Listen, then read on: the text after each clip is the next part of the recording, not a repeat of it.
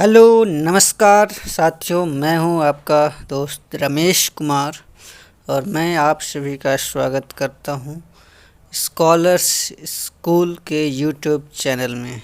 जैसा कि आप लोग जानते हैं कि अभी पतंजलि योग सूत्र श्रृंखला चल रही है, उसमें आज का जो सूत्र है वह है 17 नंबर का सूत्र। ये सूत्र समाधि पाद का है। प्रथम पाद जो है उसमें 17 नंबर का सूत्र है, जिसमें हम लोग आज देखेंगे कि किस किस तरह के समाधि होती है। जो योग में समाधि की चर्चा है उसमें है पहला समाधि संप्रज्ञात और दूसरा असंप्रज्ञात। तो आज जो हम लोग देखेंगे वो संप्रज्ञात समाधि के बारे में सूत्र है, जिसमें 17वां वितर्क विचारानंद स्मितानुगमात् संप्रज्ञातः। वितर्क, विचार, आनंद और अस्मिता, इन चारों के संबंध से युक्त चित्त वृत्ति का समाधान संप्रज्ञात योग है। तो इसमें कह रहा है वितर्क, विचार और आनंद और अस्मिता, चारों से युक्त जो समाधि होगा उसे संप्रज्ञात समाधि कहते हैं। संप्रज्ञात योग के ध्येय पदार्थ तीनों माने गए हैं: ग्राह्य, इंद्रियों के स्थूल और सूक्ष्म विषय; ग्रहण, इंद्रियां और अंतःकरण; ग्रहिता, बुद्धि के साथ एक रूप हुआ पुरुष। जब ग्राह्य पदार्थों के स्थूल रूप में समाधि की जाती है, उस समय समाधि में जब तक शब्द, अर्थ और ज्ञान का विकल्प वर्तमान रहता है तब तक वह सवितर्क समाधि है, और जब इनका विकल्प नहीं रहता तब वही निर्वितर्क कही जाती है। इसी तरह जब ग्राह्य और ग्रहण के सूक्ष्म में समाधि की जाती है, उस समय समाधि में जब तक शब्द, अर्थ और ज्ञान का विकल्प है तब तक वह सविचार, और जब इनका विकल्प नहीं रहता तब वही निर्विचार कही जाती है। जब निर्विचार समाधि में विचार का संबंध तो नहीं रहता, परंतु आनंद का अनुभव और अहंकार का संबंध रहता है, तब तक वह आनंदानुगत समाधि है। और जब उसमें आनंद की प्रतीति भी लुप्त हो जाती है तब वही केवल अस्मितानुगत समझी जाती है।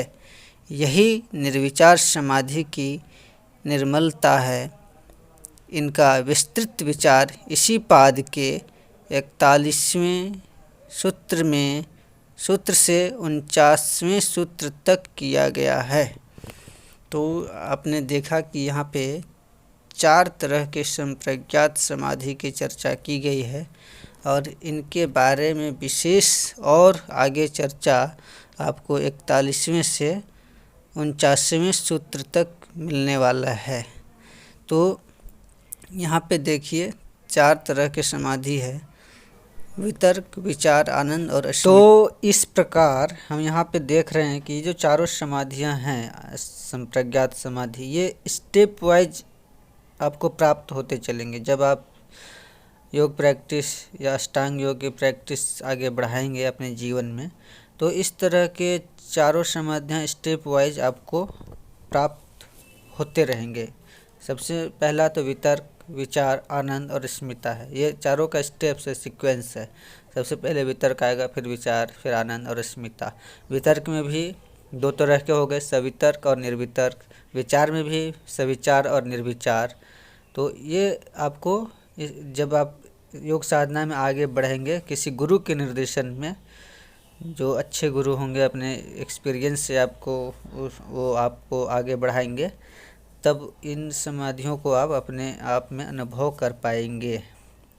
तो जो हमारा पहला है वितर्क, वितर्क के लिए बोला गया कि जब ग्राह्य पदार्थों के स्थूल रूप में समाधि की जाती है, उस समय समाधि में जब तक शब्द और अर्थ और ज्ञान का विकल्प वर्तमान रहता है तभी तक वह सवितर्क समाधि है, और जब इनका विकल्प नहीं रहता तो निर्वितर्क हो जाता है। जब किसी चीज़ में आपके शब्द, अर्थ और ज्ञान तीनों का विकल्प है तो वहाँ तक वो सवितर्क समाधि है। और उसके बाद आता है जब अर्थ समाप्त हो जाए, ज्ञान समाप्त हो जाए और शब्द, अर्थ और ज्ञान, तो शब्द भी समाप्त हो जाए तो उसमें फिर निर्वितर्क समाधि कहेंगे। तो अब जब अब सविचार और निर्विचार की तरफ विचार करेंगे हम लोग, तो इसमें देखिए क्या है कि जब ग्राह्य और ग्रहण के सूक्ष्म रूप में समाधि की जाती है तो उस समय समाधि में जब तक शब्द, अर्थ और ज्ञान विकल्प रहता है तब तक वह सविचार। देखिए अब क्या है, सूक्ष्म रूप में हम समाधि कर रहे हैं, अभी स्थूल अब नहीं है, स्थूल कुछ नहीं है। अब सूक्ष्म में आपको समाधि लगाना है, ध्यान लगाना है, जिसमें कि आपको शब्द, अर्थ और ज्ञान का विकल्प है, उसमें अगर सूक्ष्म में भी तो वो सविचार है। अगर इनका विकल्प आप हट जाता है तो वो निर्विचार हो जाएगा। जब निर्विचार समाधि में विचार का संबंध तो नहीं रहता परंतु आनंद, देखिए जब आपके पास निर्विचार समाधि में कुछ भी नहीं है फिर भी आपको आनंद प्राप्ति हो रही है तो वही समाधि आपके लिए आनंदानुगत समाधि है। और जब उसमें आनंद की प्रतीति भी लुप्त हो जाए और केवल अस्मितानुगत, तो यही अस्मितानुगत समाधि में बदल जाती है। तो यही निर्विचार समाधि की निर्मलता है और इसका विस्तृत अब आगे हम लोग देखेंगे क्या है। तो इस तरह ये संप्रज्ञात समाधि हैं 4 तरह के, और इस स्टेप वाइज आपको ये प्राप्त होंगे आपकी साधना में।